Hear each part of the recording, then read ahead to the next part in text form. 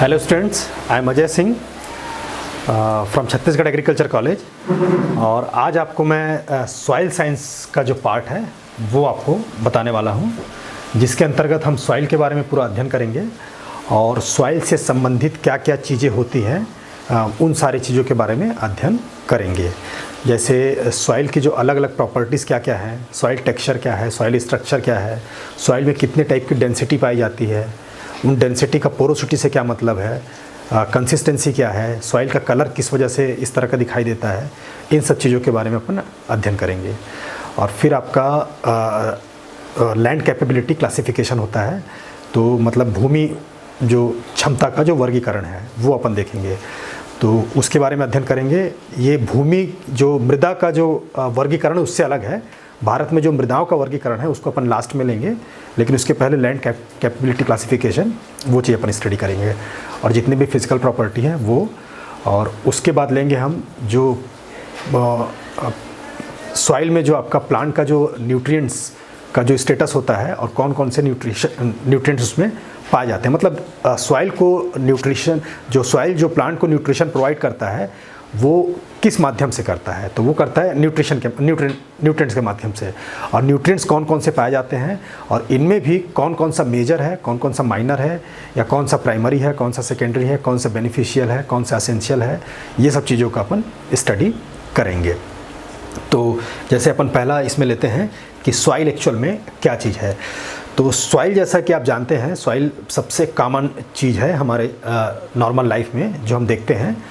लेकिन हालांकि ये बेहद ही कॉमन मटेरियल है, लेकिन जो साइंटिफिकली जो इसको डिस्क्राइब किया गया है वो इस तरह से किया गया है कि ये मतलब एक तरह से जो धरती में जो चीज़ें पाई जाती हैं उसका जो मोस्ट कॉम्प्लेक्स टाइप का मटेरियल है, मोस्ट कॉम्प्लेक्स डायनामिक मटेरियल है। मोस्ट कॉम्प्लेक्स का मतलब ये है कि इसमें इतनी सारी अलग अलग जो पैरेलल प्रोसेस चलती रहती हैं, जो कि क्या है, हम उसको एक अलग तरीके से पूरा डिस्क्राइब कर सकते हैं। और फिर ये अलग प्रोसेस का आपस में भी इंटरेक्शन होता है, तो आपस में इंटरेक्शन करने वाला भी जो फील्ड है वो भी आपका बहुत बड़ा फील्ड है। मतलब हम इंडिविजुअल जैसे प्लांट न्यूट्रिशन का अपन लेंगे तो एक अलग टॉपिक हो गया।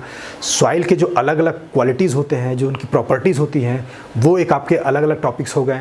लेकिन इन दो टॉपिक्स के बीच में किस तरह का इंटरेक्शन होता है और सॉइल में किस तरह का इफेक्ट आता है, तो ये सारी चीज़ों का पूरा वृहद जो स्टडी है और पूरे एक तरह से पुराने काल से सॉइल का डेवलपमेंट किस तरह से हुआ है, मतलब उसका कहना चाहिए कि प्रारंभिक काल से जो धीरे धीरे जो सॉइल आज अस्तित्व में आई है, जिसमें आज हम कल्टीवेशन ले रहे हैं। बेसिकली सॉइल जो है वो आपके रॉक्स वगैरह से फॉर्म होती है, लेकिन आप रॉक्स को देखेंगे और सॉइल को देखेंगे तो दोनों ही क्या है, दोनों डिफरेंट चीज़ है। अब दोनों ही एक जगह से, रॉक से ही सॉइल का पूरा निर्माण हुआ है। तो ये जो पूरा प्रोसेस है ये एक बहुत लंबा प्रोसेस होता है। विदरिंग नाम की प्रोसेस है, ये एक बेहद लंबा प्रोसेस होता है, तब ये सॉइल इस तरह के अस्तित्व में आती है। तो वो पूरा प्रोसेस क्या होता है, उसमें किस किस तरह की क्रियाएं होती हैं, इन सब चीज़ों का पूरा इसमें अध्ययन है। और इसके अलावा फिर ये हमारे मतलब जो एग्रीकल्चर में किस तरह से हमारे लिए उपयोगी है ये। तो प्लांट को जब हम उसमें खड़ा करते हैं तो वो सपोर्ट देने का काम करती है और उसको जो प्लांट की लाइफ साइकिल को पूरा कंप्लीट करने का कार्य करती है।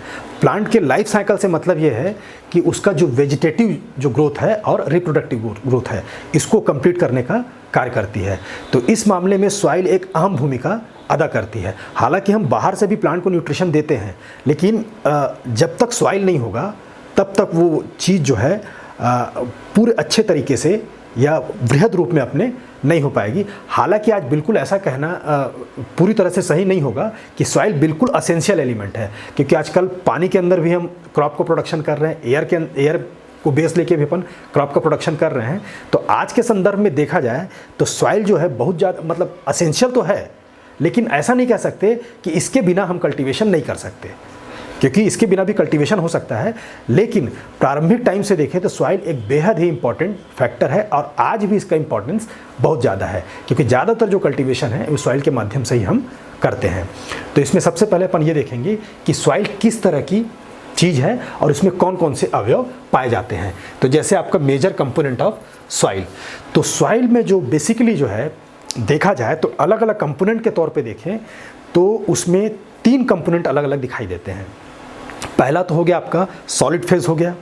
सॉलिड फेज जो हम मृदा को जो हम हाथ में लेते हैं तो जो हमारे हाथ में आ जाता है वो आपका सॉलिड फेज है, उसको अपन सॉलिड फेज कहते हैं।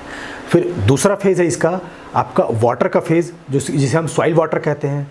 तो सॉइल वाटर एक ऐसी चीज़ है जो सॉइल के मृदा के जो कण होते हैं उनके अंदर जो है वो मौजूद होती है, और ये मौजूद होती है। इसका प्रमाण ऐसे है कि कभी जब हम सॉइल को इरिगेशन देते हैं, ठीक है, तो वो इरिगेशन जो वाटर है वो उसमें समा जाता है या उसके अंदर वो एब्जॉर्ब हो जाता है। अब उस वाटर जाता कहाँ है, तो वाटर जो है वो सॉइल के कणों के अंदर चला जाता है, और ज़्यादा अमाउंट में अपन देंगे तो वो नीचे इन्फिल्ट्रेट होके नीचे वाटर टेबल पे मिल जाता है। लेकिन ज़्यादातर भाग जो है वो सॉइल के जो कण हैं वो उसको सोख लेते हैं।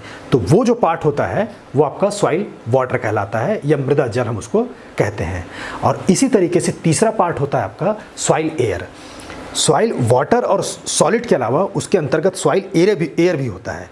मतलब मृदा वायु जो है वो भी उसका एक इम्पॉर्टेंट पार्ट होता है, क्योंकि अभी कभी कभी आपने महसूस किया होगा कि जब हम सॉइल के अंदर पानी को डालते हैं तो पानी में से हमसे कभी कभी बुलबुला हमको निकलता हुआ दिखाई देगा। तो भाई ये बुलबुला आया कहाँ से है, तो बुलबुला आने का अर्थ ये है कि सॉइल के अंदर आपका एयर मौजूद है, और जब हम पानी डालते हैं तो सॉइल वाटर जो है वो मृदा के अंदर या मृदा सॉलिड के अंदर पेनिट्रेट करता है, और पेनिट्रेट करता है तो एयर को क्या करता है, वो बाहर निकालता है।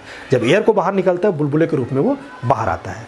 तो तीन इसके मेजर जो है फैक्टर होते हैं आपके सॉलिड, आपका सॉइल सॉलिड जिसको अपन बोलते हैं, दूसरा या मृदा ठोस कहते हैं हिंदी में, फिर दूसरा है आपका सॉइल आपका वाटर जिसे मृदा जल कहते हैं, और सॉइल एयर जिसे हम मृदा वायु कहते हैं। अब इसमें भी ये है कि सॉइल जो सॉलिड होता है उसको भी हम दो पार्ट में बांट सकते हैं। तो दो पार्ट में बांटने का मतलब ये है कि कुछ उसमें कार्बनिक पदार्थ भी होते हैं और दूसरा पार्ट आपका मिनरल्स होते हैं।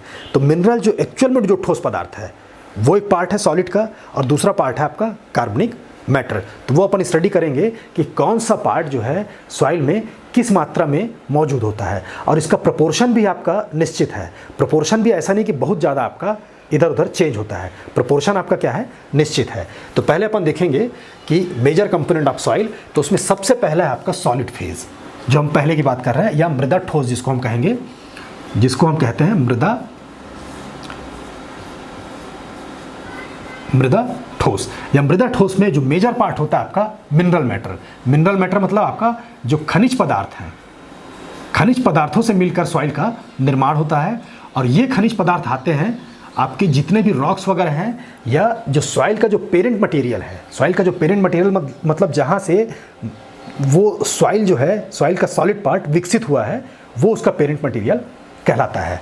तो खनिज पदार्थ, इस सॉलिड जो फेज है इसमें आपके दो टाइप की कंपोनेंट आपके पाए जाएंगे, इनऑर्गेनिक और आपका ऑर्गेनिक फेज जो है। मतलब इनऑर्गेनिक भी पाया जाएगा और ऑर्गेनिक भी इसमें पाया जाएगा।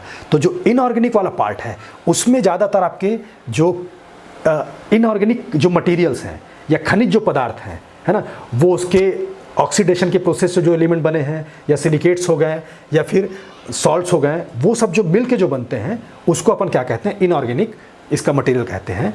तो inorganic constitutes which form bulk of the solid phase. मतलब ज़्यादातर जो फेस है वो आपका मिनरल मैटर के थ्रू ही बना रहता है, जिसमें आपके इंपॉर्टेंट है आपके सिलिकेट्स। इसमें मैटर तो कई सारी चीज़ें होते हैं, लेकिन अपन जो इंपॉर्टेंट जो बता रहे हैं, जैसे आपका सिलिकेट्स हुआ, कार्बोनेट्स हुआ, सॉल्युबल साल्ट हुआ, और फ्री ऑक्साइड्स आपका लोहे का, एल्यूमिनियम का और सिलिकॉन का, इनका जो पार्ट है आपका इसमें होता है मिनरल मैटर में। ये सब जो चीज़ मतलब पोर्शन है ये सॉइल सॉलिड को बनाते हैं। मतलब यहाँ मृदा ठोस को भी अपन दो पार्ट में एक तरह से डिवाइड कर सकते हैं। एक तो क्या हो गया आपका इनऑर्गेनिक पार्ट हो गया, और एक आपको हो गया ऑर्गेनिक पार्ट हो गया। तो जो अभी मैंने जो डिस्कस किया है वो आपका इनऑर्गेनिक पार्ट है, वो आपका पूरा इनऑर्गेनिक पार्ट है। और मृदा ठोस का ज़्यादातर जो पार्ट है वो आपका क्या होता है, इनऑर्गेनिक पार्ट होता है। इनऑर्गेनिक पार्ट आपका ज़्यादातर होता है, या ये कहना चाहिए कि जितने भी सॉइल के अवयव हैं इसमें 50% जो पार्ट है, मतलब भाई जैसे आपको मैंने बताया कि सॉइल सॉलिड हो गया, आपका एयर हो गया और आपका वाटर हो गया। तो इसमें से, इन तीनों में से 50% जो है मृदा ठोस होता है। और मृदा ठोस में भी इनऑर्गेनिक है और ऑर्गेनिक है।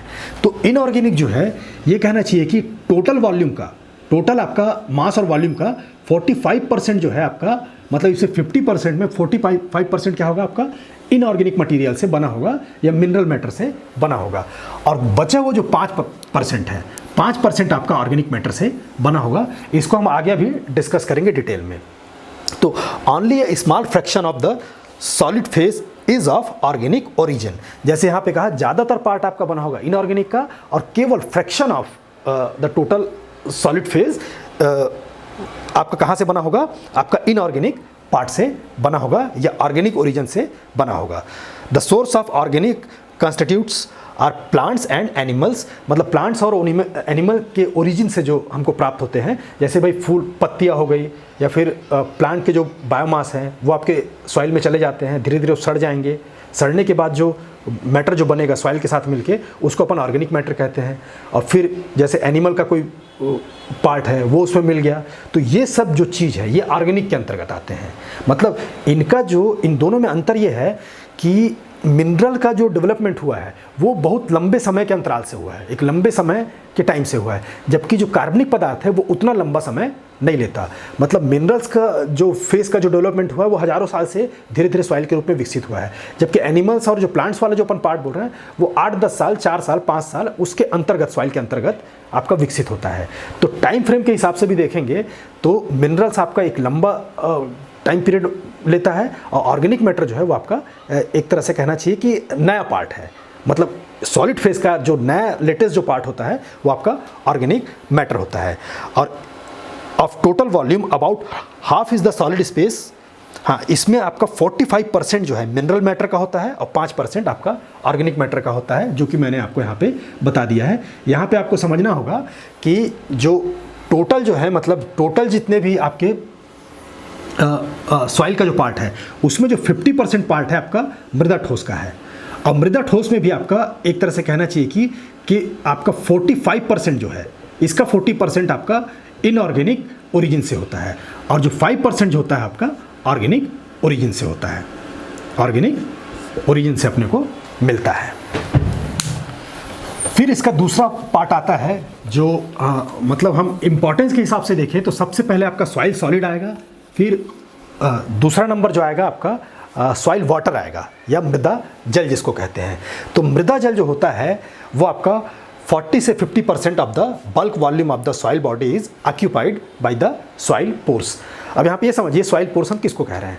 सॉइल जो होता है, सॉइल बिल्कुल मतलब जैसे आपका जो लोहा है या मेटल है, मेटल की तरह कॉम्पैक्ट नहीं होता। ये एक तरह का पोरस बॉडी है। पोरस बॉडी है मतलब इसमें आपको क्या है कि सॉइल के अंदर आपको छोटे छोटे पोर्स होंगे, कुछ कैपिलरी बना होता है, मतलब उसके अंदर एक तरह का एक स्पेस ऑलरेडी क्रिएट किया हुआ होता है जिसमें सॉइल वाटर और सॉइल एयर जो है रहते हैं। तो इन्हीं जो ये जो पोर्शन है इसमें आपका क्या होता है कि सॉइल वाटर जो है आपका रहता है। अब हालांकि इसमें 40 to 50% दिया है, तो ये सॉइल वाटर और सॉइल एयर इन दोनों का कंपोजिशन क्या है, ये टाइम टू टाइम चेंज होता रहता है। जैसे क्या होगा, जैसे धूप का समय आया या आपका गर्मी का टाइम आया, तो गर्मी के टाइम में क्या होता है कि जो एयर जो है वो आपका सॉइल के अंदर ज़्यादा मात्रा में प्रेजेंट होगा, क्योंकि ऐसे कंडीशन में क्या होगा कि आपका जो वाटर है वो इवेपोरेशन के थ्रू क्या होता है कि आपका बाहर एनवायरनमेंट में चला जाता है। तो जब आपने इरिगेशन किया तो उस केस में क्या हो जाएगा कि उस एरिया में आपका क्या है, उस स्टेज में क्या है, वाटर का मात्रा बहुत ज़्यादा रहेगा। लेकिन जैसे धीरे धीरे क्या होगा, इवेपोरेशन होगा और टेम्परेचर बढ़ेगा, तो वैसे वैसे वाटर निकल के एनवायरनमेंट में जाता जाएगा और उसकी जगह आपका क्या लेगा, आपका सॉइल एयर जो है वो लेता जाएगा। तो मोटे तौर पे अपन कह सकते हैं कि जो मैंने आपको 3 पार्ट बताया था, तो 3 पार्ट में 50% तो आपको क्या हुआ, 50% आपका सॉलिड का पोर्शन हुआ, सॉलिड का पोर्शन हुआ। और इस तरह से इस 50% में ये हो गया आपका 50%। अब बचे वो जो 50% में, इसमें आप अभी मोटे तौर पे मानिए कि 25% जो है आपका सॉइल एयर का होता है और आपका 25% आपका सॉइल वाटर का होता है, जिसको अपन यहाँ पे क्या कह सकते हैं, सॉइल वाटर, और इसको अपन कह सकते हैं सॉइल एयर, सॉइल एयर। अब यहाँ पे ये ध्यान देने लायक बात है कि सॉइल सॉलिड जो है इसका कंपोजिशन हमेशा ही मेंटेन रहता है, ये आपका फिक्स रहेगा, ये कभी चेंज नहीं होता। लेकिन सॉइल एयर और सॉइल वाटर का कंपोजिशन एक दूसरे से चेंज होता रहता है। इसीलिए कभी कभी फिगर में अपन इस तरह का हम ऐसा साइन ना लेके हम इस तरह का साइन लेते हैं, है ना। इसका मतलब ये होता है कि ये दोनों आपस में चेंज होते रहते हैं। जब आपने इरिगेशन ज़्यादा दिया तो सॉइल वाटर की मात्रा ज़्यादा हो जाती है, सॉइल एयर को बाहर फेंक देगा वो, और सॉइल वाटर की मात्रा ज़्यादा हो जाएगी। तो उस केस में 40 से 50%, ये 50% का मतलब ये पूरी तरह से सैचुरेटेड स्टेट में है। मतलब जब आपने इरिगेशन दिया पूरी तरह से, या बारिश के टाइम पे जब आपका ओवरफ्लो होने लग गया है, तो उस केस में 50% तक का एरिया, मतलब पूरा का पूरा सॉइल एयर जो है वो आपका बाहर निकल गया है, और यहाँ पे पूरा का पूरा जो 50% एरिया है वो सॉइल वाटर ने कवर कर लिया है। लेकिन इसी के अपोजिट क्या होगा, जब आपका समर का टाइम आएगा, जब धीरे धीरे क्या है उसमें वाटर का मात्रा जो है आपका कम होने लगता है, तो उस समय क्या होगा, ये सॉइल एयर जो है ये पूरा का पूरा 50% वाला एरिया आपका ले लेता है। मतलब उसका जो वैल्यू है उस केस में 40 से 50% हो जाएगा। अब पूरे मतलब जितना भी वाटर आपका बाहर निकल गया है और उसके अंदर एकदम सघन सूखे की अवस्था में देखा जाए तो उस केस में सॉइल एयर ही आपका सॉइल के अंदर रह जाता है। और ऐसी स्थिति में भी सॉइल सॉलिड उतना ही रहेगा, सॉइल सॉलिड आपका उतना ही रहेगा। तो इस केस में क्या होगा कि इन दोनों का कंपोजिशन आपस में चेंज होता रहता है। और ये रहते किस जगह पे हैं भाई, ये सॉइल सॉलिड तो क्या है, सॉलिड का अपना एक स्पेस होता है, लेकिन सॉइल वाटर और सॉइल एयर ये जो है पोर स्पेस जो होते हैं, सॉइल पोर्स जो अपन कहते हैं उसके अंदर होते हैं। और सॉइल पोर्स आपके सॉइल में होते हैं। इस चीज़ की अपने को जानकारी ऐसे मिल सकती है कि कभी जब आप सॉइल को उठाएंगे, कभी भी आप उठाएंगे, चाहे वो बारिश की अवस्था में हो चाहे आप सूखे की अवस्था में हो, तो बारिश की अवस्था में क्या, जब उसको आप दबाएंगे तो वहाँ उसके अंदर से पानी निकलेगा। इसका मतलब है कि कहीं ना कहीं अंदर पानी में उसमें उसके अंदर था। अब पानी जब उसके अंदर था तभी वो पानी निकल रहा है, तो वो पानी कहाँ पे है, तो वो पानी आपका सॉइल पोर्स में है। तो ये हो गया आपका किस केस में, जब आपका इरिगेशन या फिर बारिश की अवस्था में।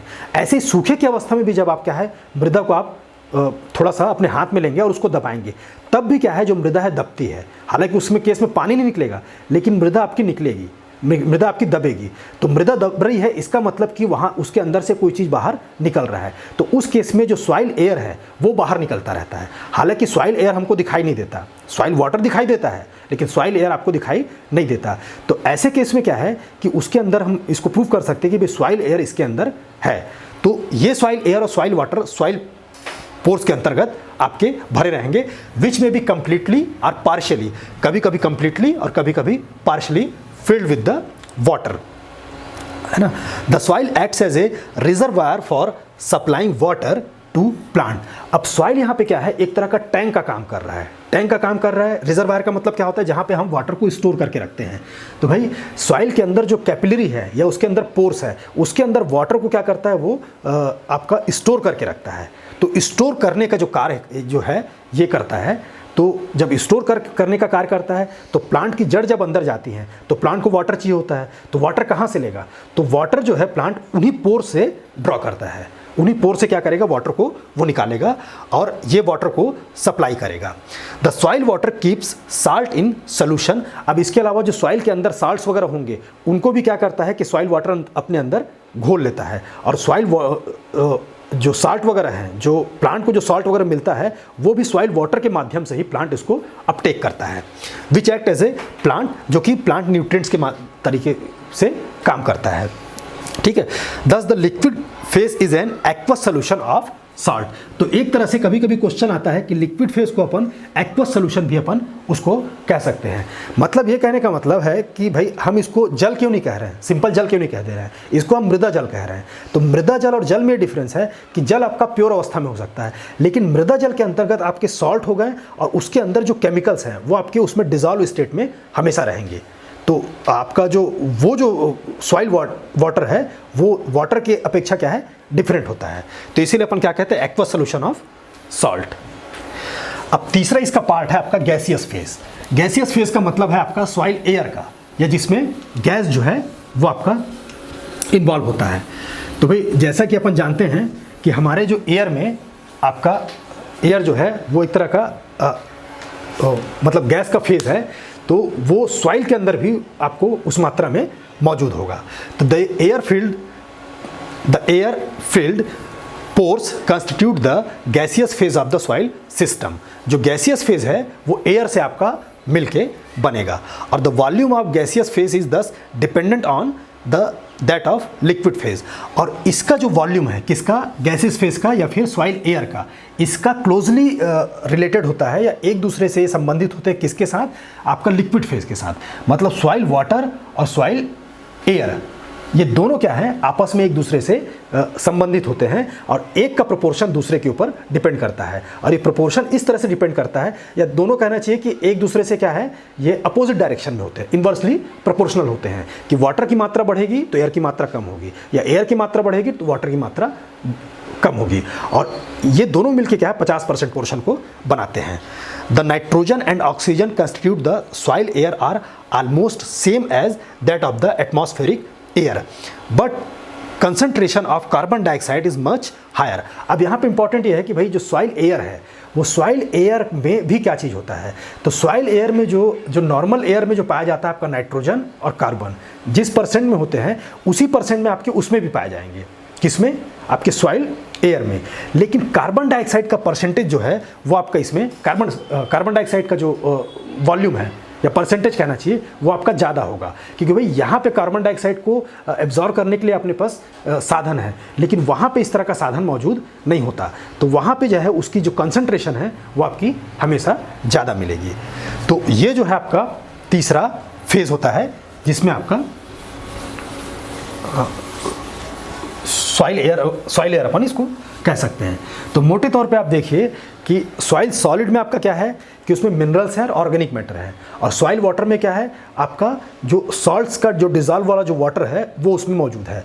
और फिर आपका सॉइल एयर जो कहेंगे तो सॉइल एयर में आपका कार्बन है, नाइट्रोजन है और कार्बन डाइऑक्साइड का आपका मात्रा उसमें पाया जाता है। अब जैसे इसको समरी के तौर पर अपन देख सकते हैं कि मेजर कंपोनेंट ऑफ सॉइल, तो इनऑर्गेनिक जो मिनरल्स है वो 40 से 45%, जैसे आप यहाँ पे देख रहे हैं ये आपका इसका सॉलिड फेस है, जैसे मैंने आपको बताया था ये इसका सॉलिड फेस है या ठोस वाला भाग है, ठोस वाला भाग है, और ये जो पोर्शन है ये रंध्र वाला भाग है। मतलब 50% आपका रंध्र होता है, 50% आपका ठोस होता है। तो ठोस में भी दो टाइप के ठोस पाए जाएंगे, एक तो आपको खनिज पदार्थ पाए जाएंगे और आपका ऑर्गेनिक मैटर या कार्बनिक पदार्थ पाया जाएगा, और रंध्र में आपके एयर पाया जाएगा और वाटर पाया जाएगा। तो नॉर्मल केस में आपको पूछा जाए तब आपको ये बताना है कि भाई एयर 25% होता है और वाटर आपका 25% होता है, जबकि मिनरल्स का पोर्शन आपका 45% होता है और ऑर्गेनिक मैटर आपका 5% होता है। हाँ, हालांकि इसका कंपोजिशन चेंज होता रहता है, लेकिन आपको कभी भी इस तरह से स्थिति नहीं देगा कि उसमें इरिगेशन है तो क्या होगा या उसमें सूखी की अवस्था है। ये तो समझाने के लिए मैं आपको बताया है, लेकिन परसेंट आपको सिंपल ऐसा पूछेगा कि भी एयर का परसेंट क्या होता है और उसमें क्या क्या पाया जाता है, ये पूछ सकता है। फिर सॉइल वाटर का परसेंट क्या होता है, ये पूछ सकता है। अब इसका दूसरा टॉपिक है designation of soil horizon. Soil horizon का मतलब ये है कि जब हम सॉइल को खोदते हुए जाएंगे या उसको अपन वर्टिकल अपन नीचे की तरफ जाएंगे, तो सॉइल के अंदर भी हम ऊपर सतह को देखते हैं, तो ऊपर का सतह है आपको कई इसमें दिखाई देगा, भूरे कलर में दिखाई देगा, लाल कलर में दिखाई देगा, काला मिट्टी दिखाई देगा। लेकिन जब हम अंदर की तरफ जाएंगे तो अंदर के तरफ क्या होता है कि कई लेयर अलग अलग बने होते हैं।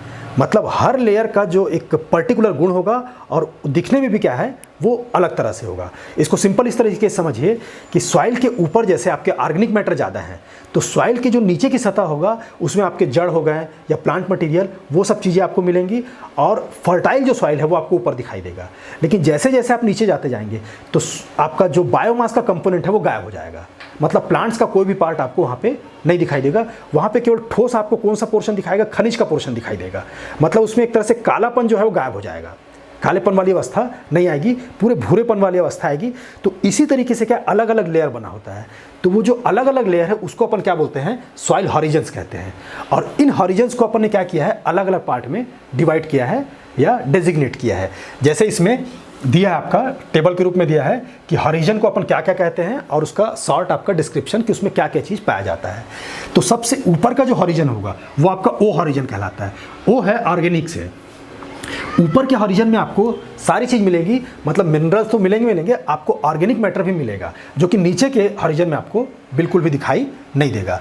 तो ओ हॉरिजन में आपका मेन कंपोनेंट जो होता है आपका ऑर्गेनिक मैटर होगा और सॉइल होगा, तो उसको अपन ऑर्गेनिक हॉरिजन कहते हैं। फिर आप जैसे उसके नीचे आएंगे तो आपका ए हॉरिजन आता है। अब सिंपल सी बात है कि प्लांट का रूट वाला जो सिस्टम है वो एक निश्चित गहराई तक जाता है, उसके अंदर वो नहीं जाएगा, तो वहीं तक आपको ऑर्गेनिक मैटर मिलेगा। अब जब उसके नीचे आप जाएंगे तो उसमें आपको ऑर्गेनिक मैटर गायब हो जाएगा और उसमें केवल आपको मिनरल वाला हॉरिजन आपको दिखाई देगा, मतलब केवल आपको मिनरल मैटर जो है आपको दिखाई देगा। और ये भी मिनरल मैटर इस तरह से होंगे जो कि आपके डेवलप हुए होंगे। यहाँ पे दो आपको दिखाई दे रहे हैं, ए और ई, ये दोनों ही क्या है, मिनरल हॉरिजन है। लेकिन ये हॉरिजन क्या है, ये हॉरिजन आपका विकसित हो चुका है और ये मिनरल हॉरिजन आपका पूरी विकास वाली अवस्था में नहीं आया है। ये धीरे धीरे विकसित हो रहा है और धीरे से आगे कन्वर्ट होकर इस लेवल पे ये जाएगा। मतलब ई का ही कन्वर्शन बाद में ए के रूप में होता है और ए का कन्वर्शन बाद में आपका ऑर्गेनिक हॉरिजन के रूप में होता है। इसको इस तरीके से समझिए कि जैसे जैसे क्या होता है कि जब मृदा का सॉइल इरोजन होता है या मृदा का कटाव होता है तो ऊपर का जो लेयर है वो धीरे धीरे खिसकती हुई जाती है। अब भाई ऊपर का लेयर यदि खिसकता हुआ जा रहा है तो वो फिर आगे का मिट्टी कहाँ से आ रहा है, आगे का मिट्टी किस जगह से आ रहा है, तो आगे का मिट्टी इन्हीं जो मिनरल्स हैं उन्हीं से क्या है विकसित होकर आपका बाहर निकलता है। आगे का जो सिस्टम जो है यही इन्हीं से वो के बाहर निकलता है। फिर इसके नीचे आता है आपका सी हॉरिजन। तो horizon are layer excluding hard bed rock. अब हार्ड बेड रॉक का मतलब ये है कि रॉक्स जो है, हार्ड जो रॉक्स होते हैं वो सबसे नीचे पाए जाते हैं, वो सबसे नीचे पाए जाते हैं। अब जब वो धीरे धीरे उसमें विदरिंग होती है तो आपको इसमें ये मिलेंगे। लेकिन ये भी क्या है, आपका हार्ड बेड रॉक उसमें नहीं होगा, लेकिन ये भी कठोर अवस्था में होते हैं। मृदा जैसी मृदा की जो अवस्था देखते हैं वैसी अवस्था में हमको दिखाई नहीं देगा। मतलब इसमें भी ये हार्ड रॉक तो नहीं होगा, लेकिन हार्ड रॉक आपको विदरिंग होने के बाद जिस अवस्था में पाया जाता है, मतलब सीधे से कहने के मतलब ये है कि इसमें यदि आपका सी हॉरिजन में आप यदि प्लांट को डेवलप करते हैं तो प्लांट का विकास नहीं हो पाएगा, प्लांट का विकास आपका नहीं हो पाएगा, वो आपका इसी हॉरिजन में आपका विकसित होगा। और फिर लास्ट में जो आपका हार्ड बेड रॉक आता है, मतलब इसके अंदर आप देखेंगे कि आपका जो रॉक्स है, मतलब आपका सॉइल का जो पेनिट्रेशन है आप अंदर की ओर जाने के लिए आपको मुश्किल हो जाएगा। मतलब इसमें आपका सॉइल का पेनिट्रेशन आप आराम से कर सकते हैं, लेकिन यहाँ से यहाँ तक आने में आपको काफ़ी दिक्कत और एनर्जी का ज़रूरत पड़ेगा। इसको हम चित्र के माध्यम से भी दिखाएंगे। जैसे ये देखिए, ये आपका सॉइल हॉरिजन है। ये सॉइल हॉरिजन अपन ऐसा बोल सकते हैं कि देखिए ये आपका सबसे ऊपर क्या हो गया, ओ हॉरिजन, जिसमें आपका ऑर्गेनिक मैटर आपका इसमें दिखाई दे रहा है। फिर आपका ए हॉरिजन और ई हॉरिजन, तो ये जो है आपका सैंडी सॉइल्स जो है, सैंड्स वगैरह जो विकसित हुए हैं, सैंड्स वगैरह काफ़ी स्मॉल जो फ्रैक्शंस होते हैं किसके, रॉक्स के, उसको अपन सैंड्स का या रेत कहना चाहिए। तो रेत जो है यहीं से धीरे धीरे विकसित होकर ये यहाँ पर इस तरह की अवस्था में आता है। मतलब ये हॉरिजन आपका ए हॉरिजन कहलाएगा, ई हॉरिजन कहलाएगा।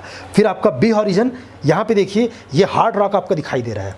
यहाँ पे रॉक्स जो हैं आपके एक साथ मतलब आपके कलेक्टिव फॉर्म में हैं और एक साथ हैं, लेकिन जब धीरे धीरे टूटने लगते हैं और पूरी तरह से मिनरल में कन्वर्ट नहीं हुए, पूरी तरह से रेत में कन्वर्ट नहीं हुए, तो वो आपका ये अवस्था होता है, ये बीच वाला अवस्था होगा, जिसको अपन बी हॉरिजन बोल रहे हैं। फिर आपका नीचे जो है आपका पेरेंट्स मटेरियल होगा, और पेरेंट्स मटेरियल वो मटेरियल है जहाँ से सॉइल का विकास प्रारंभ होता है। यहीं से सॉइल जो है, मृदा में जो हमको सॉइल दिखाई देती है, वो इसी के टूटने से या इसी में प्रेशर में, दबाव में, तापमान का जब इसमें प्रभाव पड़ता है तो धीरे धीरे क्या है, ये इस तरह के फॉर्म में ये विकसित होते हुए आती है। और जब इसमें ऑर्गेनिक मैटर मिलता है तब क्या है, ये ऊपर का लेयर हमको इस तरह से दिखाई देता है। तो ये आपका डिफरेंट टाइप का सॉइल हॉरिजन्स है। अब आता है आपका LCC ऑफ सॉइल या land capability classification. Land capability classification का मतलब ये है कि सॉइल के अंदर कुछ इस तरह की इनहेरेंट उसमें कैपेसिटी पाई जाती है, जो कि हम जब क्रॉप प्रोडक्शन लेते हैं तो एक तरह का लिमिटेशन क्रिएट करती है। हम ऐसा नहीं कि हम जब क्रॉप यदि प्रोड्यूस कर रहे हैं तो किसी भी तरीके से या किसी भी लेवल पे हम क्रॉप को प्रोड्यूस कर सकते हैं।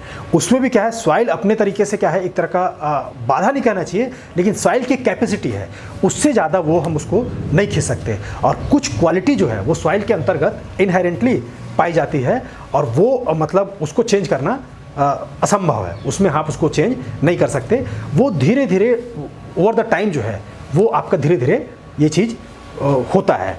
तो इस तरह का जो है, इसके बेसिस पे हमने क्या किया है, सॉइल को अलग अलग पार्ट में 8 क्लास में उसको डिवाइड किया है, या 8 वर्गों में हमने उसको डिवाइड किया है, जिसमें कि 4 जो वर्ग हैं वो आपके क्या होते हैं कि जो कल्टीवेशन के लिए सूटेबल होते हैं, और बाद के जो 4 वर्ग है, लास्ट के 4 वर्ग, वो आपके कल्टीवेशन के लिए सूटेबल नहीं होते, और उसका उपयोग अपन मैनेजमेंट प्रैक्टिसेस के साथ पास्चर लैंड या फिर ग्रेजिंग वगैरह में अपन यूज़ कर सकते हैं। तो इसके अकॉर्डिंग जो सॉइल का क्लासिफिकेशन किया गया है उसको अपन LCC कहते हैं।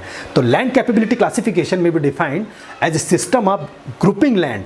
लैंड को क्या करना है, सॉइल को अपने क्या करना है कि उसको ग्रुप करना है इनटू वेरियस क्लासेस, और based on inherent limitation imposed on sustain use by soil attributes, topography, drainage and climate.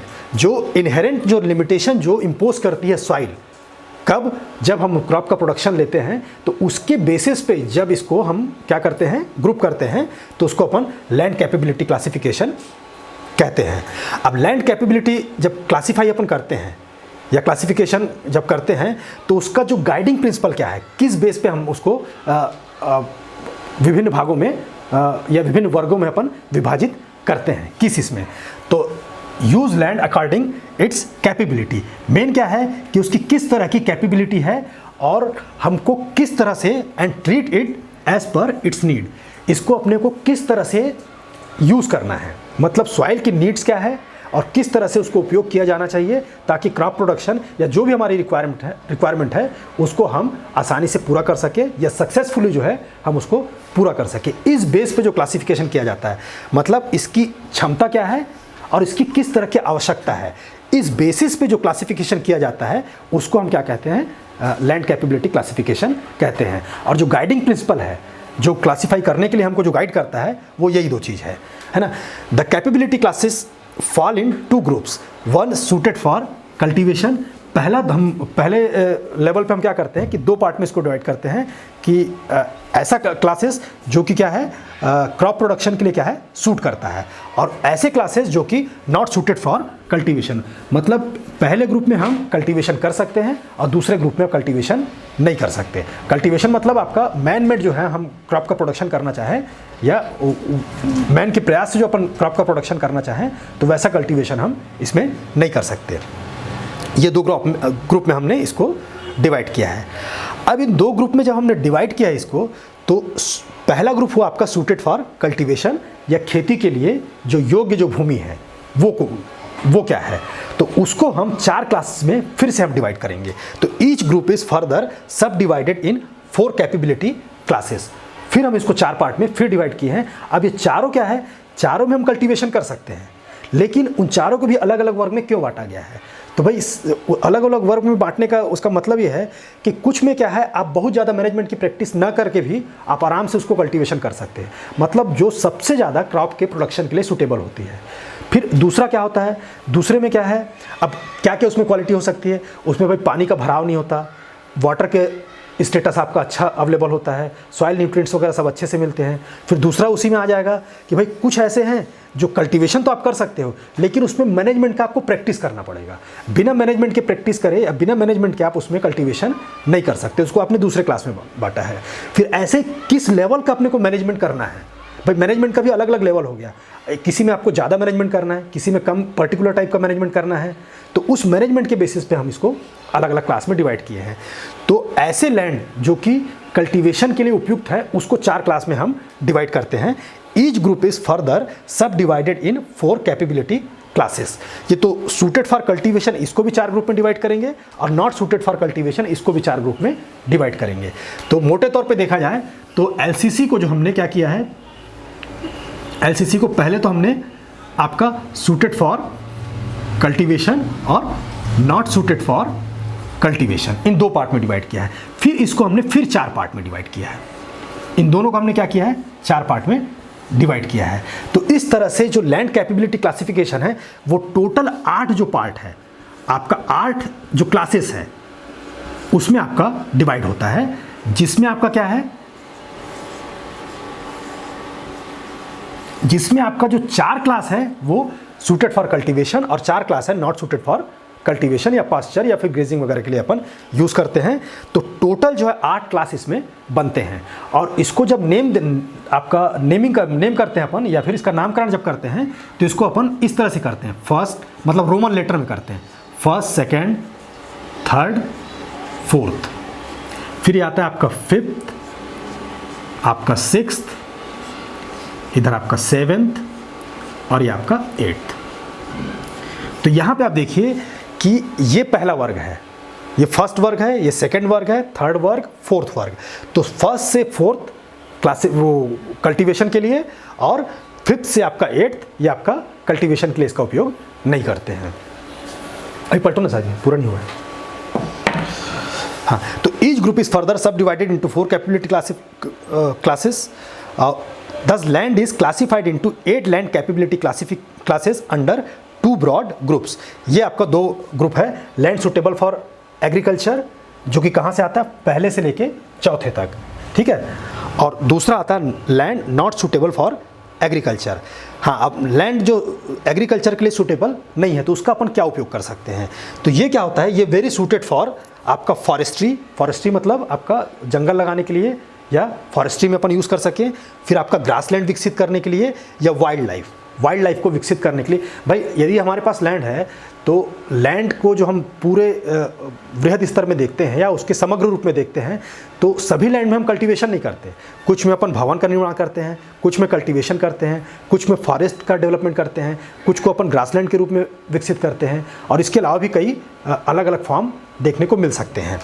तो ये जो है इस तरह के जो होंगे जहाँ पे वाइल्ड लाइफ, आपका ग्रासलैंड, ये सब जो डेवलप होगा वो इस तरह का लैंड होगा जो कि 5वें से लेके 8वें वर्ग तक आएगा, 8वें क्लास तक आएगा। अब इसका हम इंडिविजुअल जो है एक तरह से स्टडी करेंगे। अब इसमें आप देखिए कि ये लैंड सूटेड फॉर कल्टीवेशन, ये जो है इसके 4 क्लास में ये किस तरह का इसमें क्वालिटी पाया जाता है। तो पहले क्लास में तो आपको इसमें सारी जो अच्छे जो गुण होते हैं सॉइल में, जो क्रॉप प्रोडक्शन के संदर्भ में होना चाहिए, मतलब फसल उत्पादन के संदर्भ में जितने भी अच्छे गुण हो सकते हैं वो सब के सब गुण जो है पहले क्लास में पाए जाएंगे। अब वो गुण कौन कौन से हैं, ये वेरी गुड फॉर कल्टीवेबल, अच्छा मतलब कल्टीवेशन के लिए बहुत अच्छा रहेगा। फिर आपका डीप रहेगा, डीप मतलब आपका गहरा रहेगा। गहरा रहने से क्या होता है कि पानी का जो स्टोरेज वगैरह है वो आपका प्रॉपर तरीके से होगा। डीप क्या अगेंस्ट से दिए, उसके अपोजिट अपन जाएंगे तो सैलो वाटर हो गया या सैलो आपका लैंड हो गया। सैलो लैंड में क्या होता है कि पानी आपका ज़्यादा देर नहीं रुकता है, मतलब आपने उसमें पानी दिया तो थोड़ा सा पानी सोखा, उसके बाद क्या है पानी आपका ओवरफ्लो होने लगता है। तो ऐसा लैंड जो है वो आपका सूटेबल नहीं कहलाता। भाई मृदा ऐसी होनी चाहिए जो पानी को थोड़े समय तक रोक के रख सके, क्योंकि जब वो रोक के रखेगी तभी तो प्लांट को क्या है न्यूट्रिशन प्रोवाइड कर सकती है और सॉइल वाटर प्रोवाइड कर सकती है। तो डीप होना चाहिए, है ना।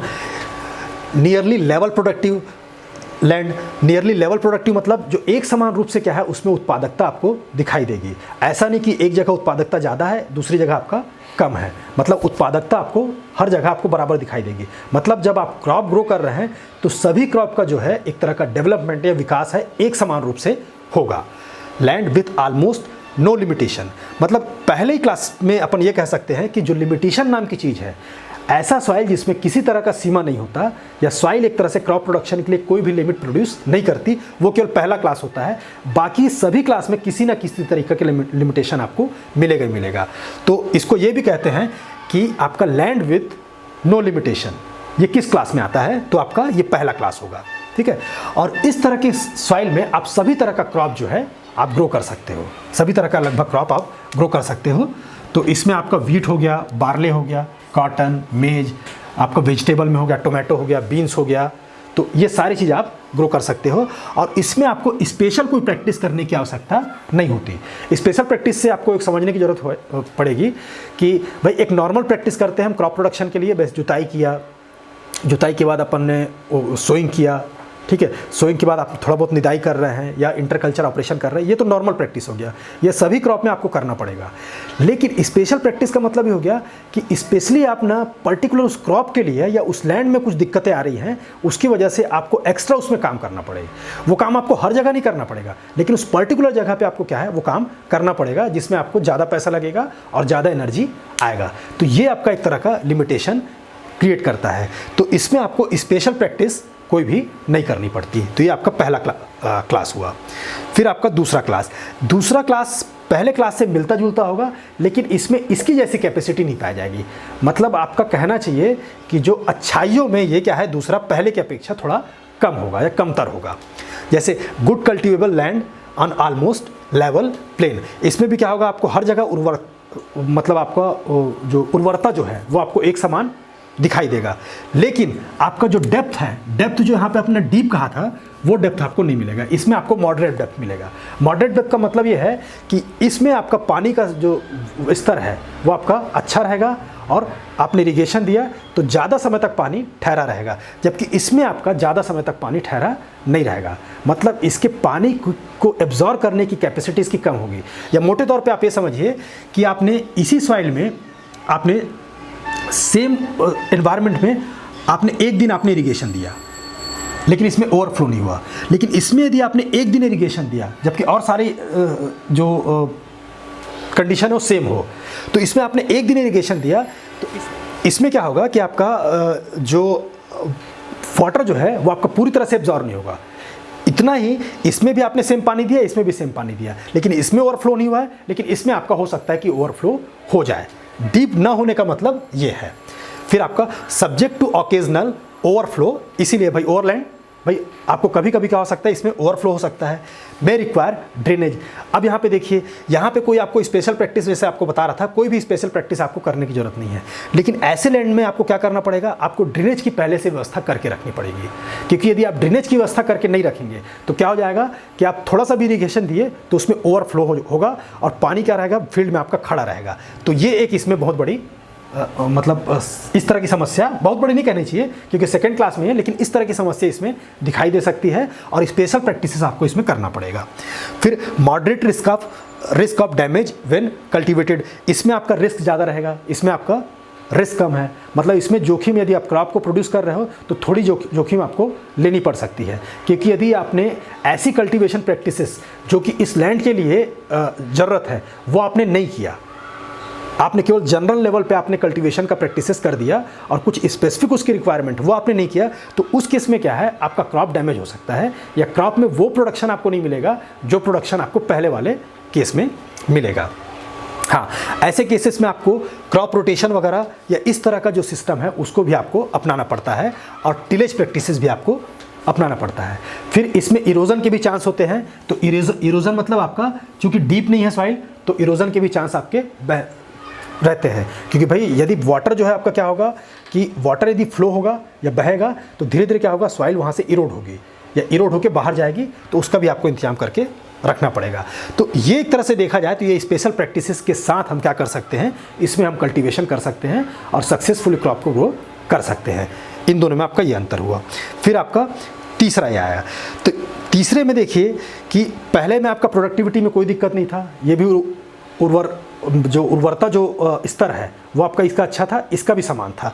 लेकिन तीसरे में आएंगे तो आपको जो फर्टिलिटी लेवल है वो आपको मॉडरेट मिलेगा। मतलब इसमें आपको बाहर से आपको न्यूट्रिएंट जो है या न्यूट्रिशन की व्यवस्था जो है आपको बाहर से मैनेजमेंट के माध्यम से करना पड़ेगा। Subject to more severe erosion, इसमें इरोजन ज़्यादा होगा, मतलब मृदा में जो कटाव है वो ज़्यादा मात्रा में होगा और सीवियर रिस्क ऑफ डैमेज, इसमें डैमेज होने का चांस ज़्यादा होगा। तो यहीं पे आप देख लीजिए भाई, सॉइल इरोजन के ज़्यादा चांसेस हैं, फिर आपकी फर्टिलिटी लेवल भी आपके यहाँ पे कम है। तो यदि इसको आपने नहीं रोका तो उस केस में क्या होगा कि जोखिम आपका ज़्यादा हो जाएगा।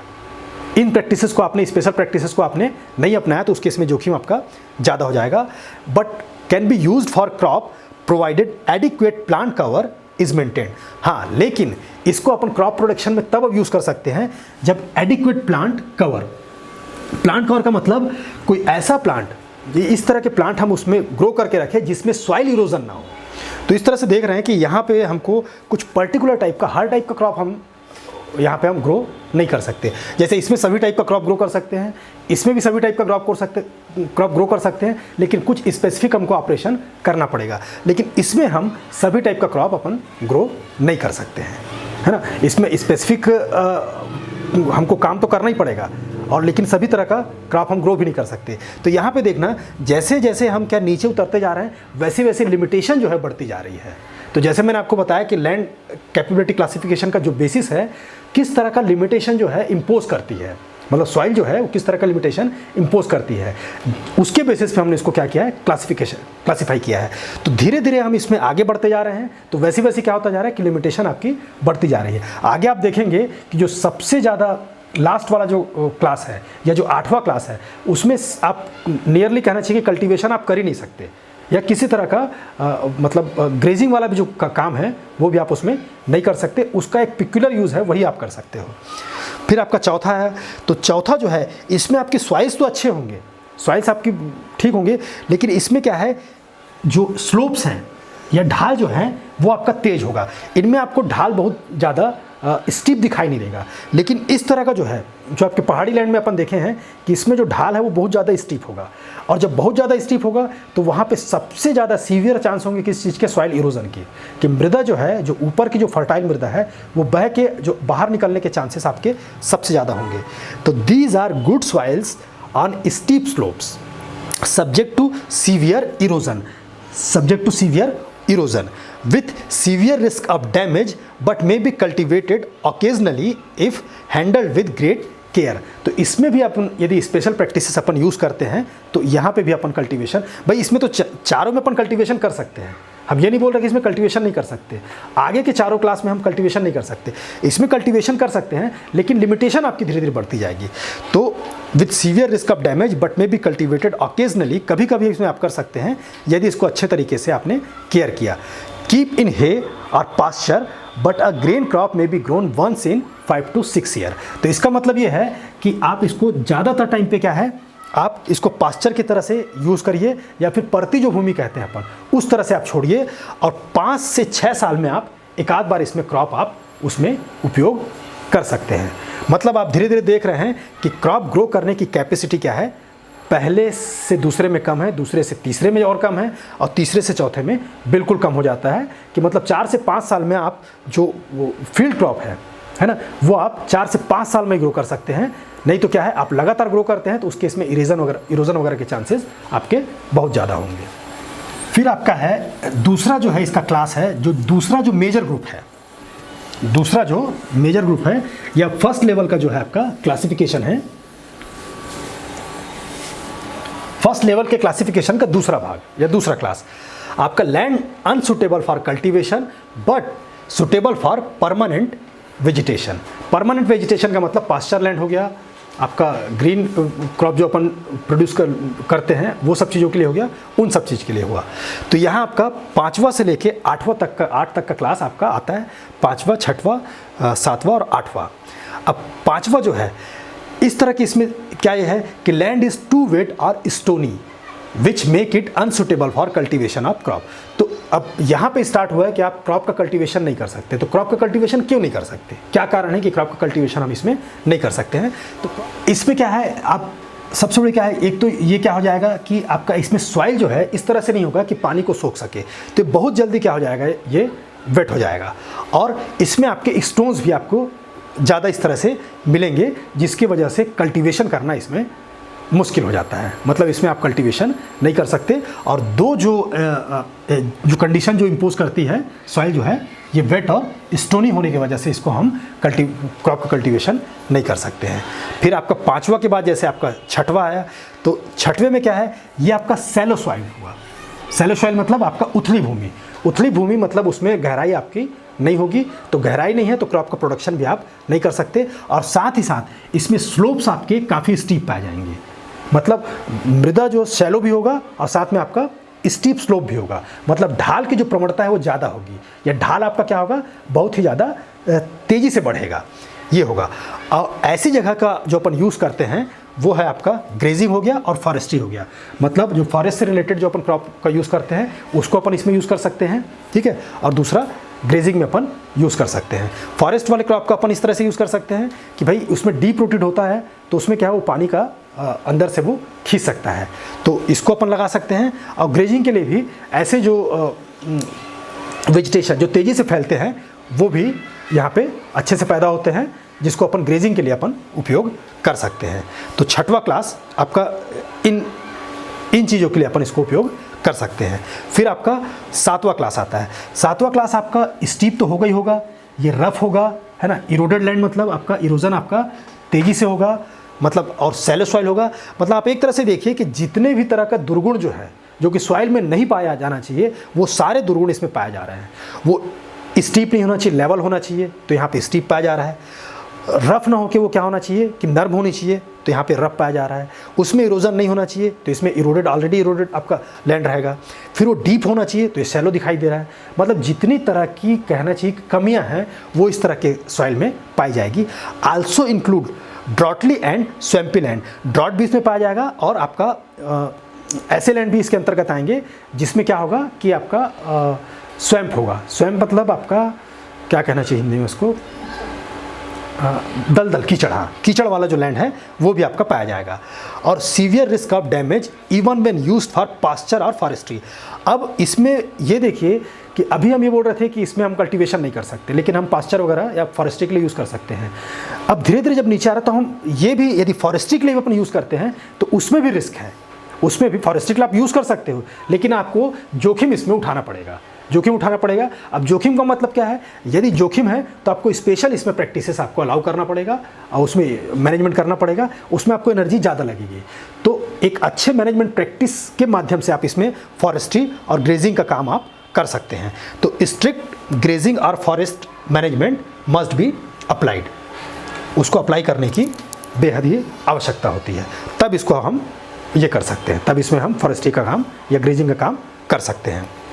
फिर आता है ये लास्ट है, तो लास्ट में आपका very rough land not suitable even for Woodland, मतलब इसमें हम वुड को भी प्रोड्यूस करने का काम नहीं करते, ग्रेजिंग के लिए भी नहीं करते, रिजर्व फॉर वाइल्ड लाइफ के लिए भी अपन इसको यूज़ नहीं कर सकते, और रिक्रिएशन और वेस्टलैंड कंसिडरेशन, मतलब किसी भी काम के लिए हम एक तरह से इसका उपयोग हम नहीं कर सकते। ठीक है, तो ये इतने सारे जो है क्लासिफिकेशन आप देख रहे हैं। तो अब यहाँ पे आप ध्यान से देखिए कि पहला जो क्लासिफिकेशन हमने फर्स्ट लिया था, तो फर्स्ट में आपका जो सॉइल है वो किसी तरीके का आपका लिमिटेशन जो है इम्पोज नहीं करती, और वही आपका 8th में हमने देखा है कि सारे तरह का लिमिटेशन आपका सॉइल जो है इम्पोज करती है। अब इसमें आप सब तरह का क्रॉप उगा सकते हैं और इसमें आपका लगभग न के बराबर आप इसमें कोई काम कर सकते हैं। तो इसी के बेस पे क्या है, लैंड कैपेबिलिटी क्लासिफिकेशन को डिस्क्राइब किया गया है, और यही इसका पूरा विवरण है। अब इसके बाद हम इसमें आते हैं कि भाई जो फिजिकल प्रॉपर्टी होता है सॉइल का, मतलब फिजिकल केमिकल दोनों प्रॉपर्टी अपन इसमें लेंगे, तो जो फिजिकल प्रॉपर्टी है वो क्या किस तरह का होता है ना। और फिजिकल प्रॉपर्टी का मतलब यहाँ पे क्या है, तो फिजिकल प्रॉपर्टी का मतलब ये है कि सॉइल की एक संरचना होती है, सॉइल में कुछ क्वालिटी होती है जो कि क्रॉप प्रोडक्शन के लिए क्या करती है, उसको बेहतर बनाती है ना। तो वो संरचना यदि उसमें पाई जा रही है, उस तरह की फिजिकल प्रॉपर्टी पाई जा रही है, तो वो क्रॉप के प्रोडक्शन के लिए अच्छी है, और उस तरह की प्रॉपर्टी नहीं पाई जा रही है या इसका लोअर ग्रेड पाया जा रहा है, दूसरा एंड पाया जा रहा है, तो वो क्रॉप प्रोडक्शन को आपको सपोर्ट नहीं करता, और उसमें आपको कुछ ना कुछ मैनेजमेंट प्रैक्टिसेस ऐड करना पड़ेगा। इनफैक्ट जितना मैनेजमेंट प्रैक्टिसेस करते हैं हम उसके फिजिकल प्रॉपर्टी को देख के करते हैं कि यदि फिजिकल प्रॉपर्टी अच्छे इसमें है या अच्छे स्तर पे है तो हमको कम मैनेजमेंट प्रैक्टिस करना पड़ेगा, और फिजिकल प्रॉपर्टी यदि नीचे के स्तर पे है तो हमको ज़्यादा मैनेजमेंट प्रैक्टिसेस करना पड़ेगा। अब फिजिकल प्रॉपर्टी में कई तरह के प्रॉपर्टीज़ में आता है, जैसे आपका सॉइल स्ट्रक्चर हो गया, आपका सॉइल टेक्सचर हो गया। सॉइल टेक्सचर का मतलब कि भाई उसमें सैंड कितना है, मतलब रेत कितना है, कितना क्ले की मात्रा है, कितना सिल्ट का मात्रा है, इनका कंपोजिशन सॉइल में कितना है, कितने कितने % है। सॉइल स्ट्रक्चर का मतलब जो सॉइल का जो लेयर बना है वो किस तरह से बना है, आगे हम देखेंगे तो समझ में आएगा। कुछ में प्लेट जैसा स्ट्रक्चर होगा, कुछ में कॉलम जैसा स्ट्रक्चर होगा, तो इस तरह का किस तरह का ये होता है। फिर आपका सॉइल का जो वाटर है, सॉइल वाटर जो है उसमें किस तरह से आपका सॉइल के अंदर जाता है, मतलब सॉइल वाटर में आप देखोगे तो कई तरह का वाटर आपको दिखाई देगा। कुछ वाटर ऐसा होता है जो कि सीधे क्या होगा कि वो प्लांट को नहीं मिलता, वो सीधे क्या हो जाएगा, जो ग्रेविटेशनल वाटर जिसको अपन कह रहे हैं, जो सीधे जाके वाटर टेबल पे जाके मिल जाएगा। मतलब आपने प्लांट को दिया, वो प्लांट सीधे क्या करेगा, वो मृदा का स्ट्रक्चर इस टाइप का होगा कि वो पानी सीधे जाके क्या मिलेगा, वाटर लेवल पे चला जाएगा, वो प्लांट के लिए रुकेगा नहीं। फिर दूसरे तरह का वाटर हो गया जो कि मिट्टी के अंदर एक तरह से समा जाएगा। ठीक है, अब मिट्टी के अंदर जो वाटर समा जाएगा उसमें भी कुछ वाटर को प्लांट ले सकता है और कुछ वाटर को प्लांट नहीं ले सकता। अब कुछ वाटर को प्लांट ले सकता है का मतलब वो ऐसा होगा कि मृदा जो होता है, मृदा के जो कण हैं वो क्या करते हैं कि वाटर को अपने अंदर एक तरह से कहना चाहिए अटैक करके रखते हैं या उसको अपने अंदर जोड़ के रखते हैं। अब उनको जोड़ के रखने की या अट्रैक्शन की कैपेसिटी कितनी ज़्यादा है, यदि अट्रैक्शन की कैपेसिटी मृदा ने बहुत ज़्यादा रखी है तो उस केस में वो प्लांट जो है, जो वो पानी है वो प्लांट को नहीं मिलता। मतलब पानी होगा, सॉइल में होगा, लेकिन वो मृदा के कणों के साथ इतना तेज़ी से अटैच है, इतना फोर्सली अटैच्ड है कि वो प्लांट को प्राप्त नहीं होता। जबकि कुछ आपके वाटर ऐसे होते हैं कि लूजली बेस्ड होते हैं, मतलब वो नीचे भी नहीं रहेंगे, वाटर टेबल पे नहीं जाएंगे, वो मृदा के अंदर रहेंगे, लेकिन सॉइल से भी ज़्यादा अटैच नहीं रहते, तो वही जो वाटर है वो प्लांट को प्राप्त होता है। तो इस तरह का जो सारा जो है, ये सारी जो क्वालिटीज़ हैं उसको हम सॉइल के प्रॉपर्टी के तौर पे अपन लेते हैं। The physical properties of soil play an important role in determining its suitability for crop production. वो कितने अच्छे से क्रॉप का प्रोडक्शन कर सकता है। This properties depends on the amount, भाई किन चीज़ों से मिलके बना है, क्या उसका साइज़ है, उसका शेप कैसा है, और जिन चीज़ों से मिलके बना है उनका अरेंजमेंट किस टाइप का है, अरेंजमेंट एंड मिनरल कंपोजिशन उस सॉइल का कैसा है। भाई अलग अलग इसमें पाया जाता है, जिसमें मेन जो है, जो प्लांट को न्यूट्रिशन प्रोवाइड करने का काम करता है, मेन पोर्शन आपका क्या होता है, मिनरल होता है। तो उस मिनरल में भी किस तरह के कंपोजिशन है, वो प्लांट के लिए सूटेबल हैं कि प्लांट के लिए सूटेबल नहीं है, या उसका कंपोजिशन किस तरीके का है, और इसके पार्टिकल्स वगैरह का किस तरह का कंपोजिशन है। This properties also depend on organic matter content and pore space. अब ये प्रॉपर्टी में ये भी चीज़ आता है कि उसमें ऑर्गेनिक मैटर कितना है और फिर उसमें पोर स्पेस कितना है। यहाँ पे देखिए मोटे तौर पे जो हमने इसका जो एलिमेंट किया था, तो इसमें मिनरल का पोर्शन आ गया, इधर आपका ऑर्गेनिक मैटर का पोर्शन आ गया, और पोर स्पेस में आपका सॉइल वाटर और सॉइल एयर आ गया। तो आप समझ रहे होंगे कि सारा जो उसका अवयव है वो पूरा का पूरा किस तरह से फंक्शन करता है। उन्हीं सबको अपन क्या कहेंगे, फिजिकल प्रॉपर्टी के अंतर्गत हम इसको लेंगे। द प्लांट सपोर्ट, प्लांट क्या करता है कि सॉइल क्या करता है, आपको प्लांट को सपोर्ट करेगा, फिर उसका रूट जो है उसमें के अंदर पेनिट्रेट होगा, ड्रेनेज का जो सिस्टम उसके अंदर बनेगा, एरेशन आपका किस तरह से होगा, ये सॉइल के अंदर ही होता है, मतलब प्लांट के रिस्पेक्ट में सारी चीज़ें सॉइल के अंदर होने वाली क्रियाएं हैं। फिर आपका रिटेंशन ऑफ जो मॉइस्चर हो गया या फिर वाटर हो गया, जो सॉइल का जो वाटर है उसको कितने देर तक वो रख सकता है। ऐसा नहीं कि हम सॉइल को पानी दे दिए और वो पानी हमेशा उसमें पड़ा रहेगा। वो पानी क्या होता है कि धीरे धीरे रिस्क के धीरे धीरे नीचे वाटर टेबल में जाता रहता है, तो उसको कितने देर तक उसको रखने की कैपेसिटी है, ये इसको सॉइल रिटेंशन अपन कैपेसिटी कहते हैं, या सॉइल मॉइस्चर रिटेंशन कैपेसिटी कहते हैं। एंड प्लांट जो न्यूट्रिशन है उसको कितने समय तक रिटेंशन करके रखता है, ये भी एक इम्पॉर्टेंट चीज़ है। जैसे जनरली हमने क्या देखा है कि जब हम नाइट्रोजन देते हैं या यूरिया हम देते हैं, तो हमेशा हम लाइट इरिगेशन करते हैं, हम उसको डीप इरिगेशन नहीं करते। कभी भी आपने देखा होगा, कहीं पे भी देखा होगा, जिस आपने कल्टीवेशन के टाइम पे, तो जब हमने नाइट्रोजन दिया तो उसमें हमेशा लाइट इरिगेशन करते हैं। लाइट इरिगेशन इसलिए करते हैं क्योंकि यदि हम ज़्यादा इरिगेशन दे देंगे तो नाइट्रोजन एक ऐसा न्यूट्रिएंट्स है जिसमें लीच करने की क्षमता बहुत ज़्यादा पाई जाती है। लीच करने की क्षमता मतलब उसमें निक्षालन की क्षमता ज़्यादा पाई जाती है। मतलब वो पानी के साथ क्या होगा, धीरे धीरे वो वाटर टेबल पे जाके मिल जाएगा, मतलब वो सॉइल के जो रूट जोन है वहाँ से निकल के अंदर की ओर चला जाएगा। तो जब आपने नाइट्रोजन दिया है, जब वो सॉइल के उस पार्ट में नहीं है जहाँ पे प्लांट को उसका उपयोग करना है, तो फिर कोई मतलब का नहीं है। तो मृदा का एक जो ऊपर का जो लेवल होता है उसमें जो न्यूट्रिएंट्स को रिटेंशन करने की कैपेसिटी भी होनी चाहिए, वो किस तरह की होनी चाहिए, तो वो सब जो है अपन फिजिकल कंडीशन के अंतर्गत अपन स्टडी करते हैं। तो सॉइल का जो फिजिकल जो प्रॉपर्टी है, जो मुख्य तौर पे आपका है, वो आपका पहला है आपका सॉइल टेक्सचर हो गया, दूसरा आपका सॉइल स्ट्रक्चर हो गया। इसको सॉइल टेक्सचर को हम बोलते हैं आपका मृदा कणाकार, इसको लिख लीजिए,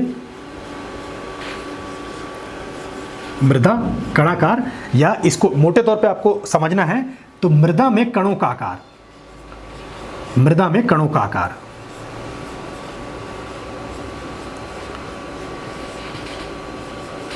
मृदा में कणों का आकार। अब कणों का आकार आपको आगे समझाएंगे।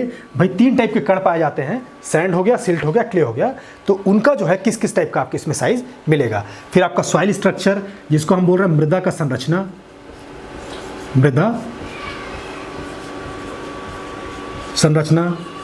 मृदा संरचना भी आप यहाँ पहली बार देखेंगे कि मृदा का भी क्या होता है, जैसे हम घर का संरचना बनाते हैं भाई जैसे बिल्डिंग बनाते हैं तो कहीं हम 2 मंजिला बिल्डिंग लेते हैं, 3 मंजिला, या फिर सिंपल ग्राउंड फ्लोर लेते हैं, तो उसी टाइप का सॉइल का भी स्ट्रक्चर होता है। कहीं वो प्लेट के समान उसकी संरचना दिखाई देगी, कहीं कॉलम के समान दिखाई देगी, कहीं स्क्वायर के मतलब आपका घन के समान उसकी संरचना दिखाई देगी। तो किस किस टाइप का स्ट्रक्चर उसमें पाया जाता है।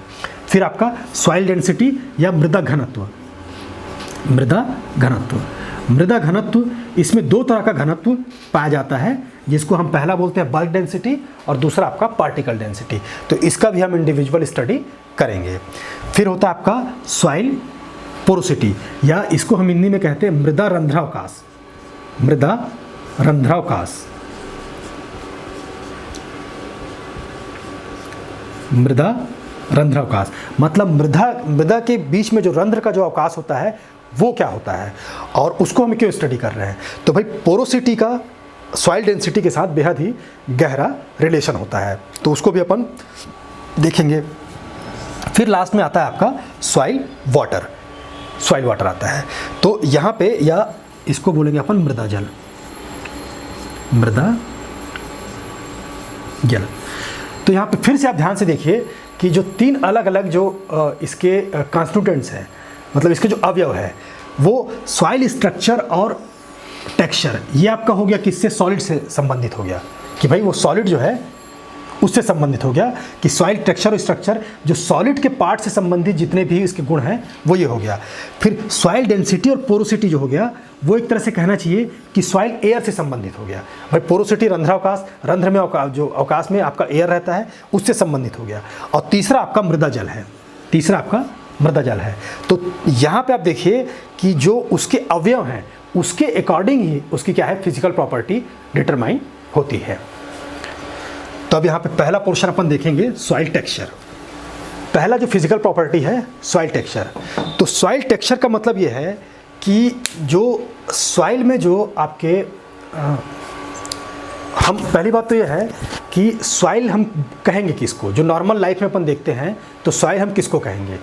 तो सॉइल किसको कहेंगे, कहने का मतलब ये है कि जैसे आप मृदा को देखते हैं तो भाई मृदा में यदि बड़ा सा कंकड़ है या एक छोटा सा कहना चाहिए कि स्टोन है, तो क्या उसको हम सॉइल कहेंगे क्या?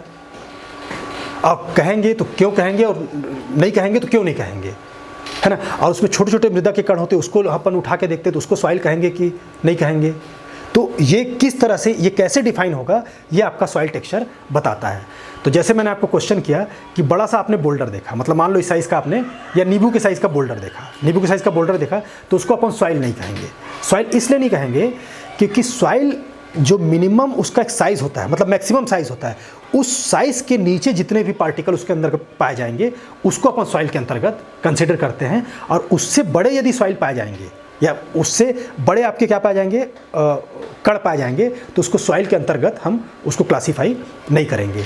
अब इसका कारण यह है कि सिंपल सी बात है, यदि बोल्डर के आकार का जो नींबू के आकार का जो वो है कंकड़ है, उसको आपने उसमें डाला तो वो किसी भी तरीके का न्यूट्रिशन या किसी भी तरीके का कोई भी सपोर्ट प्लांट को वो नहीं करता है, तो उसको सॉइल के रूप में अपन कंसीडर नहीं कर सकते। हम सॉइल के रूप में उसी को कंसीडर करते हैं जो प्लांट के साथ उसका कोई इंटरेक्शन हो और प्लांट के साथ उसका फिजिकल या केमिकल किसी या बायोलॉजिकल किसी भी तरीके का रिलेशन डेवलप हो। तो भाई नींबू के आकार का जो ग्रेवल जो है उसका कोई भी प्लांट के इसमें कंट्रीब्यूशन नहीं होता है। तो सॉइल टेक्सचर का मतलब ये है कि soil texture refers to relative proportion of mechanical soil separates, mechanical oblique soil separates below 2 millimetre in diameter।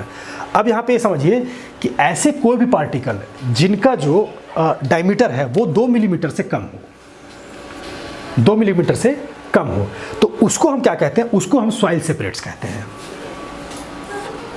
मतलब जैसे मृदा के कण जो बोल रहा हूँ ना, तो मृदा के कण की जगह पर सॉइल सेपरेट्स यूज़ करते हैं।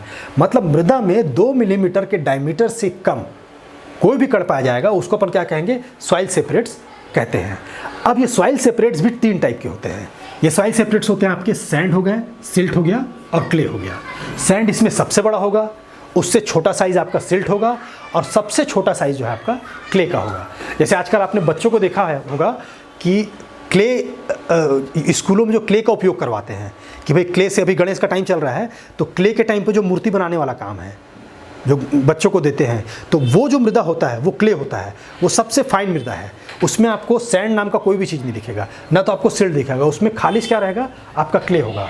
तो क्ले सबसे छोटा मटेरियल है इस मामले में, सिल्ट उससे बड़ा है और सैंड आपका सबसे बड़ा है। तो यहाँ पे अपन देखें 2 मिलीमीटर से नीचे का साइज़ वाला जो भी कण होगा वो आपका क्या कहलाएगा, सॉइल सेपरेट्स। और सॉइल सेपरेट्स को 3 पार्ट में बांटेंगे। तो एक तरह से देखा जाए कि 2 मिलीमीटर के सबसे पास कौन सा होगा, सैंड होगा। सैंड जो है 2 मिलीमीटर के आसपास होगा और सिल्ट उससे दूर होंगे। सिल्ट और क्ले का साइज़ क्या होगा, इससे दूर होगा, इससे काफ़ी छोटे होंगे, वो भी आपको बताएंगे। 3 size classes are particularly important. तो पहला हो गया आपका सैंड हो गया, size as in beach sand, जैसे अपन समुद्र के तट पे जो अपन छोटे छोटे अपन रेत के कण देखते हैं। अब रेत के बड़े वाले नहीं, जो पानी के अंदर जो अपने को जो कण दिखाई देते हैं, जो छोटे छोटे कण दिखाई देते हैं, उनका जो पार्टिकल जो डायमीटर होता है वो आपका 2 मिलीमीटर के आसपास होता है। तो वो सब जो हैं आपके सैंड कहलाएंगे। फिर दूसरा पोर्शन आपका सिल्ट हो गया। तो सिल्ट आप ये समझिए कि जो टेल्कम पाउडर होता है या जो पाउडर अपन यूज़ करते हैं वो आपका सिल्ट होता है। मतलब जिसको आप हाथ पे जब लेके ये करेंगे तो क्या होगा कि वो आपके हाथ के चारों ओर फैल जाएगा, ठीक है।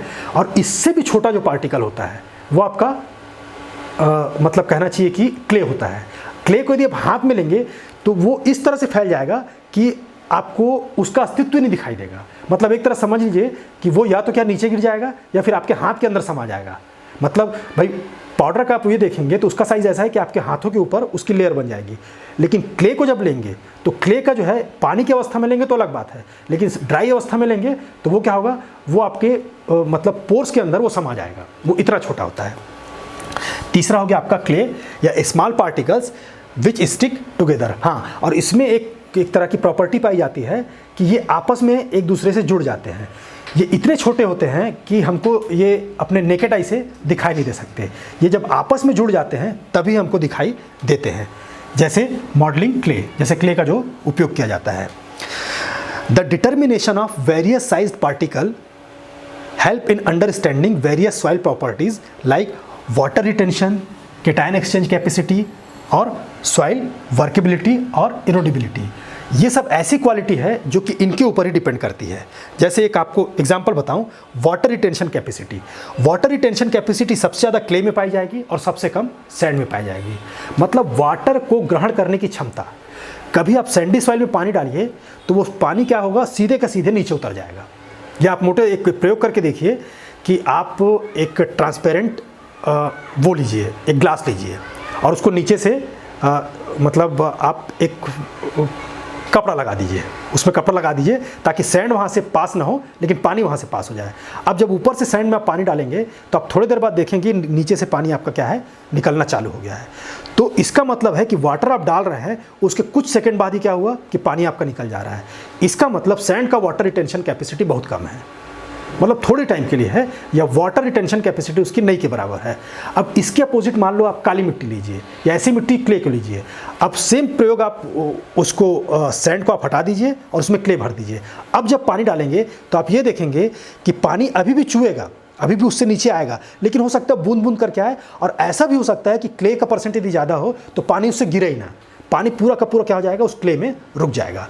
तो यहाँ पर हम ये देखेंगे कि जो है क्ले में जो है वाटर रिटेंशन कैपेसिटी क्या है, वो आपकी ज़्यादा है, या पानी को रोक कर रखने की क्षमता आपकी ज़्यादा है। तो ये सब जो क्वालिटी है, cation exchange capacity, soil workability या इरोडेबिलिटी, ये सब क्या है, इसी में इनके साइज़ के ऊपर ही डिपेंड करता है। ये सब केमिकल प्रॉपर्टीज़ हैं जो कि इस फिजिकल प्रॉपर्टी के ऊपर डिपेंड करती हैं। The information about particle size analysis is also of utmost importance for judicious nutrients and water management। तो वाटर का मैनेजमेंट या फिर न्यूट्रिएंट्स का मैनेजमेंट है। इनके मैनेजमेंट के लिए आपको सॉइल का जो टेक्सचर है या सॉइल के जो डिफरेंट पार्टिकल्स हैं उनको समझना ज़रूरी है। उनको समझने के बाद ही आप क्या है, उसमें वाटर का सही तरीके से एप्लीकेशन कर सकते हैं या वाटर का मैनेजमेंट सही तरीके से कर सकते हैं, या फिर किस मात्रा में हमको न्यूट्रिशन प्रोवाइड करना है या न्यूट्रिएंट्स या उर्वरक किस मात्रा में देना है और किस तरह से उसका उपयोग करना है, इसकी जानकारी हमको तभी मिल सकती है।